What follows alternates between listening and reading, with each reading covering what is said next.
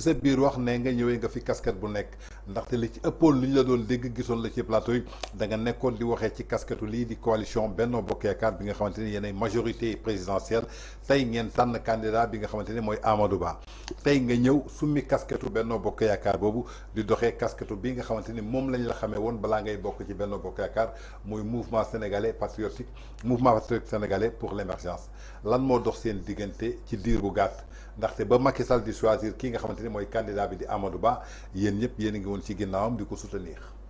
Très bien, merci beaucoup Tange. En fait, le mouvement là, je l'ai créé en 2017. Ouais. C'était bien avant, j'ai toujours été un élément, en tout cas un militant responsable de l'Alliance pour la République, de Benno Bokk Yaakaar et de toute la majorité présidentielle. Mais c'est en 2017 que j'ai mis en place ce mouvement politique. Pourquoi? Parce que, je vais mettre en place, c'est parce que j'avais des difficultés avec les responsables de base, et comme je croyais en la politique du président Macky Sall, je me suis dit, je ne vais pas quitter le parti, je ne vais pas aller ailleurs, mais je vais créer un mouvement pour continuer de soutenir l'action du président et essayer de capter les gens qui étaient par exemple des frustrés, des gens qui ne se voyaient plus dans ce qui se faisait, pour leur faire comprendre qu'il faut que nous xool que le président Macky Sall est en train de faire du bon travail et qu'il mérite d'être accompagné et soutenu. Raison pour laquelle j'avais mis ce mouvement, mais ça ne m'a pas empêché de travailler au niveau du parti, au niveau des cadres du parti, pour être membre de la cellule communication de Benno, pour être membre du cercle de réflexion et d'orientation des cadres dont j'étais le porte-parole, mais en cours de route, dont j'étais, je peux dire comme ça, parce que quand je gèle mes activités au sein de l'Alliance pour la République, je gèle aussi mes activités par rapport à toutes les autres instances yi nga xam ne ay plateforme lay doon ak yu nga xam ne yëpp daal dafay concerner l'APR et la coalition. Donc j'ai gelé mes activités par rapport à toutes ces activités-là. Et je peux même vous dire qu'aujourd'hui, c'est ma deuxième sortie depuis très longtemps. On ne me voyait plus dans aucun plateau. Je suis resté chez moi faisant autre chose parce que j'ai jugé nécessaire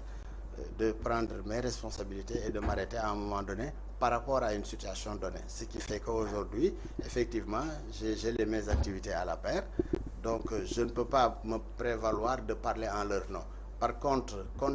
par rapport à ce qui se passe aujourd'hui, la situation politique, moi, je peux quand même donner mon opinion par rapport à tout ce qui se passe, à tout ce que je sais, ci lu mu mën a wax ak lu mu mënta wax. D'accord mais ci biir loolu aussi dinañ waxtaan ci situation politique bi mais tey soo jëlee say activité ci wàllu APR ba nga xamante ne bépp ndombal tànk boo xamante ne amoon nga ko ci plateforme bu relier ak li nga xamante ne mooy APR nga daal ciy tekki sa ndombal tànk alors que ñu jëm ci ay échéances yoo xamante ni yu décisive la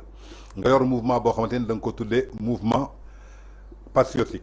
ku nee patriote maanaam mooy ku bëgg sa réew. Est-ce que du Sénégal jamono ji lañ la gënoon soxla lan moo dox sa diggante ak waa APR ban gis-gis nga d'accord ak ñoom ba bàyyi ndaxte bërki démb kii di président de la République Macky Sall je crois que pour réunir at njabootam convoqué na lii di seen APR bi pour que mu waxtaan ak yéen ba ñu ci bare amaat nañu raison garder dellu si waat lan moo dox seen diggante. Oui, vous savez Tange, moi je crois que la politique. Ouais. C'est du sérieux quoi, du ay kaf du ay fo. Parce que li nga xam ne moom c'est la ñuy jaarale pour yore réew mi ni koy doxalin fal njiitu réew bu nga xam ne mooy téye la destinée de tout un peuple. Jàpp naa ne loolu du lu ay kaf du ay fo c'est du sérieux.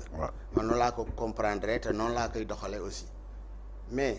en parlant de l'Alliance pour la République à l'APR aussi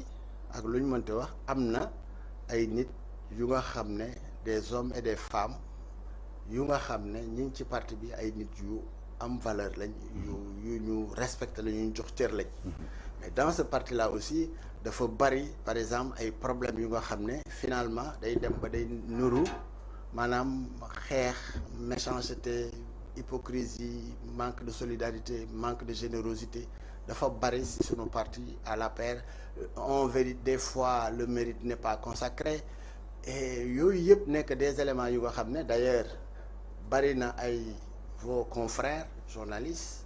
analyse politique yu nga xam ne dañuy wax ne jàpp nañ ne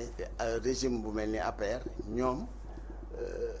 dañu soxar ci seen bopp ba finalement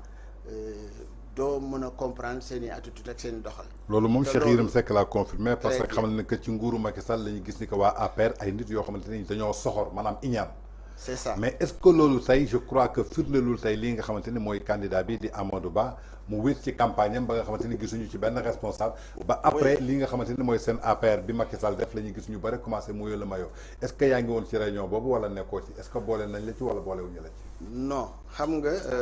le SEN aussi. secrétariat exclusif national kuréel la bu nga xam ne. président de la république moom la parti bi ak texte parti bi jox muy nommé ñi nga xam ne ñoo war a bokk ci secrétariat exécutif bi donc généralement ñi fa nekk c'est les soit des responsables de premier plan des ministres des directeurs généraux ak yu demee noonu généralement ñoo nekk ci plateforme boobu bari na nag ay responsables de l'APR yu nga xam ne ñi ngi fii ñoom aussi peut-être bokkuñu ci scène bi mais ñu ngi def le travail bi nga xam ne moom la ñu war a def parce que organisation politique aussi dafa am nu muy doxee c'est vrai que l'APR n'est pas malul comme yeneen parti yi nga xam ne dafa am une organisation bu nga xam ne parti bi day ñëw milite à la base am ay section am ay ski di yéeg ba ñëw au niveau national mais ni muy doxee bokkul ak généralement ni ñu doon gisee les partis classiques ni ñuy fonctionner mais en tout état de cause pour man loolu c'est pas un problème l'essentiel mooy nañu nekk ci li ñu war a nekk dox ci li ñu war a dox effectivement quand on a dit que c'est le Amadou Ba le candidat mais il y avait tout un processus et man jàpp naa ne ñëw naa fii émission nga laaj ma ci choix yi booba sax tànnaguñu Amadou Ba ma wax ne le candidat du président bu président Macky Sall tànn sera mon candidat parce que dama jàpp ne comme parti bi dañu doxal wax ne Amadou Ba parti bi yëpp plutôt dénk kàddu gi delloowaat ko président Macky Sall pour que moom mu choisir le candidat bi war a représenter la coalition dans ci élection présidentielle de 2024 mais ñu gis ne loolu bi ko président waxee ñëpp delloo ko kàddu gi mu war ko def bi ñu demee ba toll ci le choix de Amadou Ba ba mu def ko choix am na ñu nga xam ne effectivement d'accord uñ ci choix bi dañu génn dem am ñeneen d'accord uñ ci choix bi dañu génn dem am na ñoo xam ne ñi ngi ci parti bi doon xool ak déglu mais il s'est trouvé que finalement li ñu gis constaté que ci parti bi mooy ñu bari ci ay kilifa donte ñi ngi woon ci parti bi toog mais dañu bankoon seeni yoxo kenn déggu leen kenn gisu leen kenn deful dara mu mel ni bokkuñu ci parti bi à la limite ñu ci bari ñu ngi doon attaquer même le candidat désigné en l'occurrence Amadou Ba ñenn ñi dem bay wax ne il peut pas nous faire gagner indi seeni argument ñi ne il n'est pas ouvert ñi ne kenn du ko dégg ñi ne kenn du ko gis il est wàccul ci base bi xamul responsable yi yooyu yëpp ay éléments yoo xam ne am na yoo xam ne mën nañ ko nangu mais dañu jàpp ne bu doon dañu àndoon def bloc fu manqué am doon nañ ko mën a compléter peut-être mais malheureusement ce n'est pas le cas ñu dem ba situation bi tollu fi nga xam ne dem nag ba pratiquement président de la République jël une décision boo xam ne bii damay jàpp ne c'est une décision historique parce que historique pourquoi parce que une élection présidentielle n'a jamais été reportée au Sénégal kon bu ñu ñëwee ba à 1 mois 2 mois de l'élection ñu reporter l'élection mais élection bi bu ñu ko reporter ci diir bu gàtt ba pare ñu reprendre ko ci lu matul weer quasi pour ne si la ñuy dem élection mais da nga ne mais pourquoi alors reporter pourquoi alors li taxoon ñuy wax ne moom moo tax ñuy reporter on nous parlait de corruption au niveau de la au niveau du conseil foo gis corrupteur am na foo gis corrompu am na corrupteur ñu gis ne pratiquement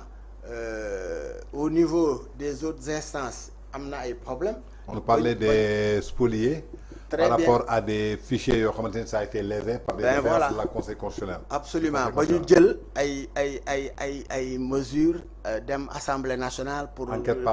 parlementaire mettre en place jóge foofu organiser un dialogue très rapidement. Non, avant le dialogue, le président a convoqué le collège électoral. Oui. On est parti le 5 février à l'Assemblée nationale. C'est ça. Voter une loi, bon, comment tenir. Ça salit quand même l'image du Sénégal Mais à oui. l'international avec des forces d'ordre yu ñu gis ci biir pupitre bi mais tout pour à fait. écarter waa Yewwi Askan bi fan la mujj après recours conseil constitutionnel lépp ñu cassé ko. Voilà donc va vous dugg ci un dialogue. bref rappel de Ouais. ce qui s'est passé en vérité. Ouais. xam nga yooyu yëpp mu nekk lu nga xam ne dans la vitrine démocratique bi ñu doon maanaam targuer le Sénégal. loolu dafa bokk ci lu ko ñuulal. lu ko tilimal. Ouais. parce que en vérité une démocratie majeure vraiment bu nga xam ne Sénégal ñëpp naw nañ ko am na ay actes yoo nga xam ne waruñu ko woon poser loolu yëpp ñu d'accord si ñu ne ah kon am na problème ñii ñu corrompre ay juges lañu te juges yooyu ñu wax ne ñoom lañ corrompre ñoom ñoo war a doxal élection yi ñoo war a àtte élection yi ñoo war a wax ku gañe ak ku gañewul kon bu ñu demee ba am ay suspicion yu posé ci seen kaw jaadu na ñu jéem a xool nu ñuy def pour ñu leeral mais lan nga gis finalement enquête kii jàll lépp li ñu waroon def jàllul président dialogue bi mu ootee dialogue fast track ñi ñëw rapidement mais finalement fu mu mujjee ñu gis ne dialogue bi la ñu tënkoon wax ko ne moom la ñu bëgg a def conseil constitutionnel bi nga xam ne moo amee le dernier mot en termes d'élection ba nu ñëwee mu rejeté seen affaire yi delloo siwaat leneen ñu fixé date élection boo xam ne bii ñoom dañu demoon au-delà du 24 président de la République ñëw moom nga xam ne te loolu yëpp ay erreurs yu am la ci biir doxalin yi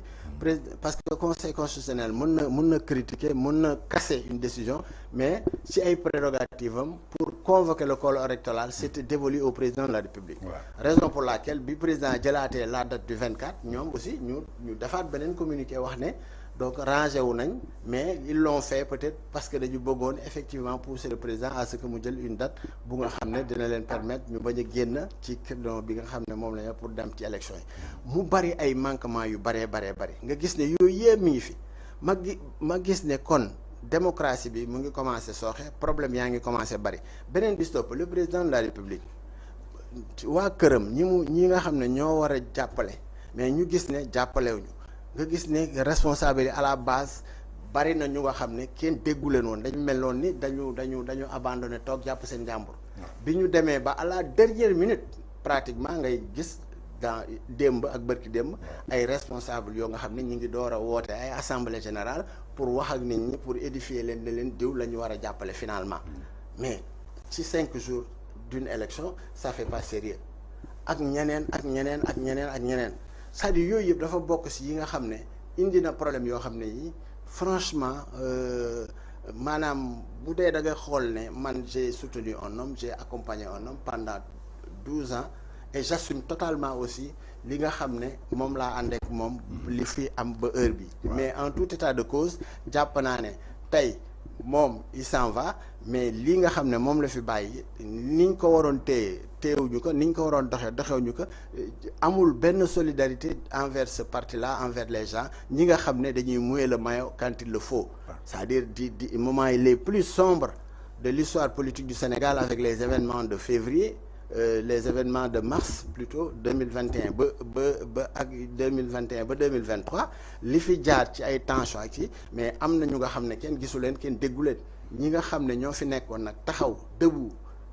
di défendre le régime di défendre la politique de l'État mu mel ni dañu leen maanaam des fois c'est des humiliations c'est des choses yoo xam ne qui ne s'expliquent pas et nous voyons aussi qu'il y a du copinage un peu partout des fois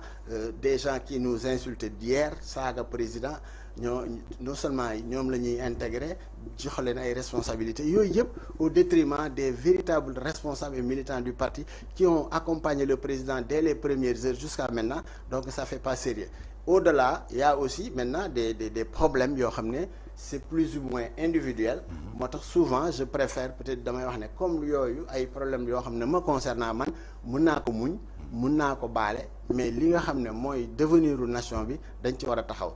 donc ak yeneen i paramètres yu bëri yoo xam ne moo indi ma vraiment geler mes activités dans ce parti-là dans cette coalition toog. D'accord.